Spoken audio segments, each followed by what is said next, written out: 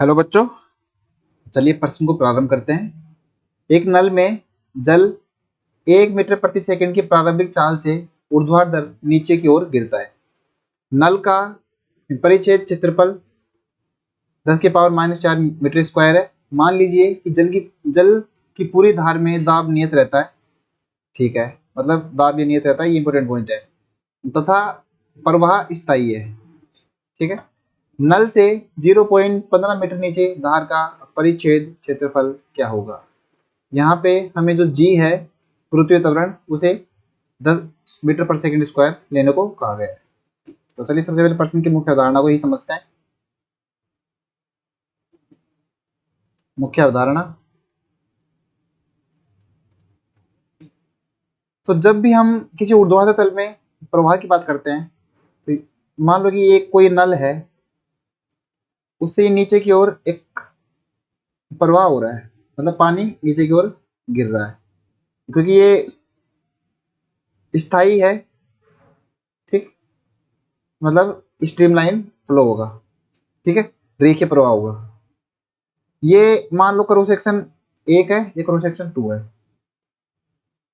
ठीक, तो जाहिर सी बात है, अगर ये इस प्रकार से ये बह रहा होगा तो हम यहाँ पे मास कंजर्वेशन, द्रव्यमान संरक्षण का नियम जरूर लगाएंगे। हमारे पास में इस प्रकार के प्रश्नों को हल करने के लिए केवल दो नियम आते हैं।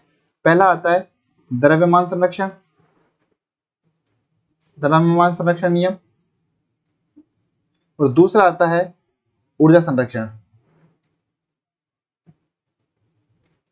ठीक है, तो द्रव्यमान संरक्षण को जब हम लगाते हैं तो द्रव्यमान संरक्षण को लगाने पे हमारे पास में आता है rho A rho one A one V one बराबर rho two A two V two. यहाँ पे रो वन और रो टू जो है वो घनत्व है, क्योंकि अब ये द्रव तो समान ही है। यहाँ पे पॉइंट नंबर 1 पर पॉइंट नंबर 2 पर सेम ही मतलब समान द्रव है जो कि जल है, तो मतलब ये घनत्व समान है, तो आपस में ही कट जाएंगे। तो यहाँ पे हमारे पास में आता है A1V1 बराबर A2V2। दूसरा नियम आता है ऊर्जा संरक्षण। क्योंकि ये एक रेखीय प्रवाह है, तो रेखीय प्रवाह के लिए हम बर्नौली प्रमेय का यूज कर सकते हैं, का इस्तेमाल कर सकते हैं। तो वो करते हैं P1 by rho G plus V1 square by 2G plus H1 बराबर P2 by rho G plus V2 square by 2G plus H2। जैसा कि इसने हमें बोला है कि दाब नियत रहता है, तो मतलब P1, तो यहाँ पे P2 अगर है तो ये P1 बराबर P2 हो, क्योंकि दाब नियत है, दाब कांस्टेंट है, तो ये भी आपस में कट जाएगा।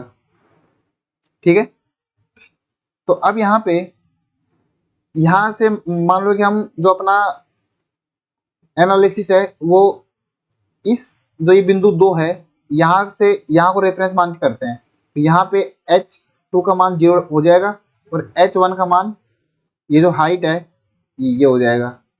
तो इस हाइट का मान कितना है, इस ऊंचाई का मान है 0.15 मीटर हमें दिया हुआ है। ठीक है, तो H का मान ये हो गया। तो अगर मैं बोलूँ तो H2 का मान तो 0 हो गया, H1 का मान मेरे पास में है। ठीक है, मेरे को निकालना है ये A2 का मान निकालना है।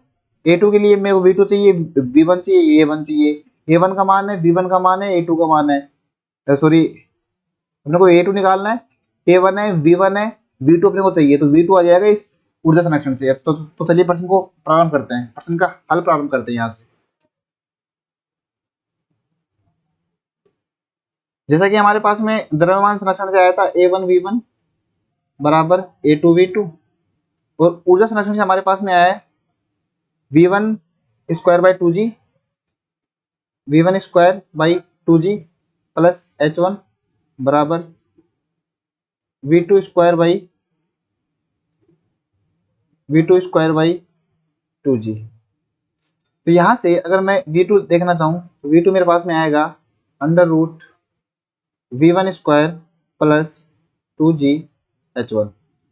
ठीक है, तो यहाँ से अगर मैं सारे मान रख दूँ, मेरे V1 पॉइंट 1 पर वेग का मान था 1 मीटर पर सेकेंड, 1 का स्क्वायर प्लस 2 गुणा जी का मान 10 लेने को कहा है इसने, जी का मान 10 है और v1 का मान 1 मीटर पर सेकेंड है। 10 गुणा h1 का मान 0.15। इसे जब हल करते हैं तो वो आएगा 1 प्लस 3 बराबर √4 यानी 2 मीटर पर सेकेंड। मेरे पास v2 का मान आ गया। अगर मेरे पास v2 का मान आ गया तो वो मैं इसे द्रव्यमान संरक्षण वाली जो इक्वेशन है इसमें रखता हूँ, कंटिन्यूटी इक्वेशन जिसको बोलते हैं।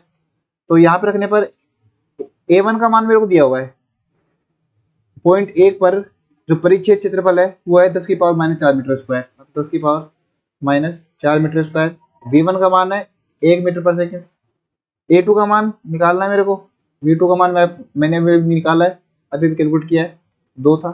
तो a2 का मान यहाँ से आ गया मेरे पास में 0.5 गुणा 10 की पावर -4 मीटर स्क्वायर, या फिर 5 गुणा 10 की पावर -5 मीटर स्क्वायर।